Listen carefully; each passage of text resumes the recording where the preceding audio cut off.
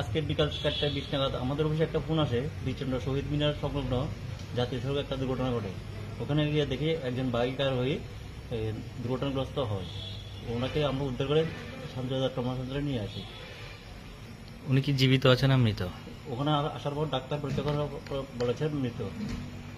ওনার কি কোনো প্রকার পরিচয় পাওয়া গেছে? ওনারও আমরা পরিচয় সংগ্রহ করতে পারিনি। ঘটনা তদন্তে পুলিশ ছিল। বাইক নাম্বারটা জানা আছে? বাইকের নাম্বারটা হলো TR0K9261।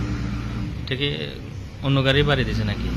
ওখানে লোকাল পাবলিক বলেছে একটা ট্রাক নাকি বাড়ি দিয়ে চলে গিয়েছে।